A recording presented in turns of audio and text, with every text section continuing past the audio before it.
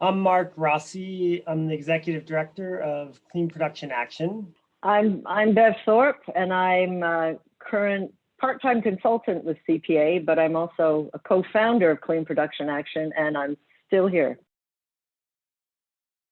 Well, so Clean Production Action's mission is to design and deliver strategic solutions for green chemicals, sustainable materials, and environmentally preferable products. And so our focus is on solutions to toxic chemicals. And we know these toxic chemicals affect the most vulnerable populations, defense line communities, the greatest. And so, so our vision, right, is that these we shouldn't have to think about these chemicals, right? Those chemicals are safe and healthy. And so you can buy any product and you don't have to think about, what are the chemicals or materials that they are made for. What Clean Production Action's mission is also to try to simplify the complexity of chemicals. So often when you talk to companies who are just getting into this game for the first time, they sort of roll their eyes and say, but it's so complex. Chemicals are everywhere. Where do you start? I mean, the world is full of chemicals. How can you say one is worse than another? And then you hear the chemical industry saying, there's no such thing as a bad chemical. It all depends on how you use it. So, we're very much, Clean Production Action is really about keeping the eye on the ball of green chemistry and just eliminating inherently hazardous chemicals. And we have tools like the Green Screen for Safer Chemicals, the Chemical Footprint Project, which are ways for companies to assess and reduce their use of hazardous chemicals. And we also have the Investor Environmental Health Network, which is a great way of linking with investors who really want to put the focus on chemicals. Bev and I have been with the Coming Clean Network from the beginning. And, and I would say, for myself personally, just knowing that if we're going to transform this chemical industry, we need to come together. We need to work together, across community groups, across communities, across organizations, small and large, to transform this industry. And, as Bev says, right, I mean, this industry, it's a $5 trillion industry, and yet we continue to shape the products that it's able to make or not make in the world. So given the size of this industry that we're confronting and, the scale of their production, while it's a massive, part of the economy to shift, we have made these impacts, and that's the power and passion that we all bring to this work, and it's hard, right? It's hard work going up against this industry and all of its resources, and it's these relationships that I have with Coming Clean members, over the years of working to create this change together. And finding the value and the complementarity of our work. I would say the early Louisville Charter work, where we helped co-write, we co-authored the Safer Solutions, the Safer Substitutes and Solutions plank. And we continue to work on that roadmap to safer solutions. So I think that's probably one of the things that I would raise up. The other thing I would say is our work with the Campaign for Healthier Solutions. We are seen as a technical support. So when we go and talk to executives in dollar stores, which often are at the table because of the campaign is just so fantastic, the way that the campaign keeps pushing dollar stores to come to the table.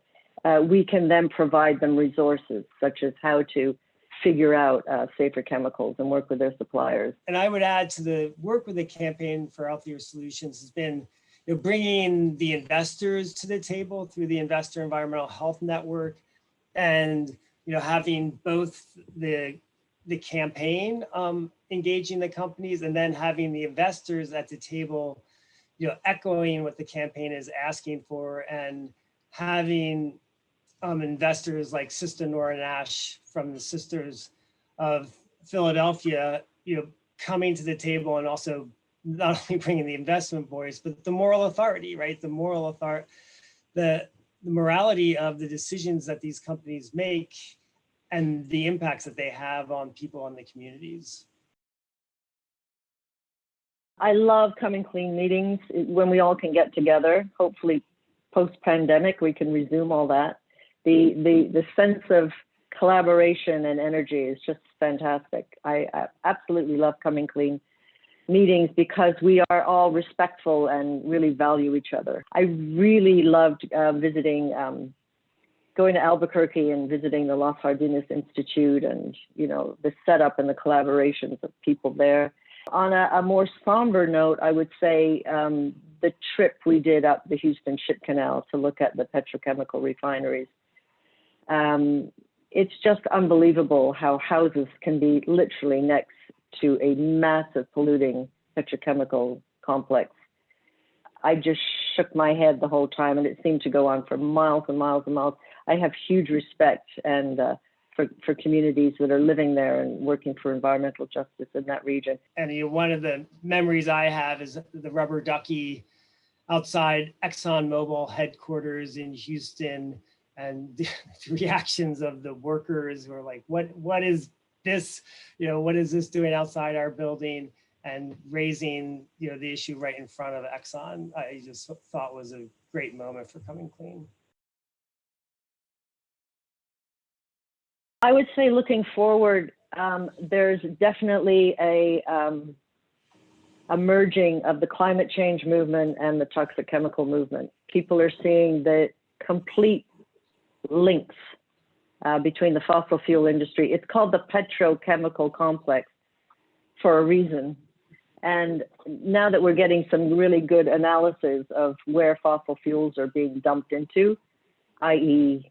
massive doubling or tripling of plastics production, as the demand for fossil fuels as transport goes down, we're going to see more and more expansion of the chemical sector. So I see this real opportunity for the climate movement and the non-toxic chemical movement to work together in new ways, which is really exciting.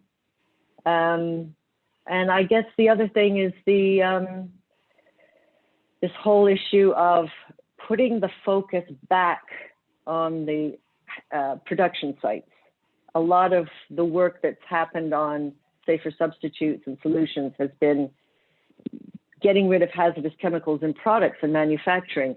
But the beauty of Coming Clean, which has stayed constant for the last 20 plus years, is keeping that focus on where chemicals are made and the communities that are impacted.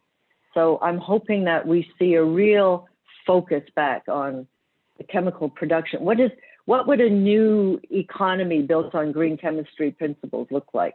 What would that mean for the communities that live next to safer chemical production using green chemistry principles? My long-term vision, which is probably going to be longer than me, is this massive transition from the petrochemical complex to a green chemistry revolution. And my short-term, more winnable, is to simply get the dollar stores to clean up their act, start talking to their supply chains, start, getting rid of hazardous chemicals in their products, and starting to use local food, which is a really important part of the campaign. Is this local food solutions. It's not just cleaning up the products on the shelves. It's about helping to bring a more inclusive local community to stock really good food inside some of these dollar stores. I see this great synergy between the knowledge and lived experience of Coming Clean members and the tools that we've created. And how do you start to fold in DEI, EJ into tools, right? How do you take those values and make them part of the tools and part of what we're driving corporations to do? And that's a whole new ground for clean production action. And we look forward to working with Coming Clean on how to do that. And certainly in the investment communities, there's a huge amount of interest in doing this, right? That investment community, like Clean Production Action, is overwhelmingly white, right? So there's a lot to be learned by us and the investment community. I see that as an opportunity to really grow and scale that work with Coming Clean. As you're doing your work and you're struggling with issues around this toxicity of the complexity of chemical toxicity, think of Clean Production Action as a resource that you can turn to and help to solve your problems. So, we have a lot of capacity, and, we're, here on that technical side, and, are always, interested in helping out and helping solve the challenges that you're confronting in your work. And I would just say for all of us in the next 20 years is just keep up that power of collaboration, because we all have strengths that when we put it all together, we can really see massive change. So I look forward to the next 2 decades.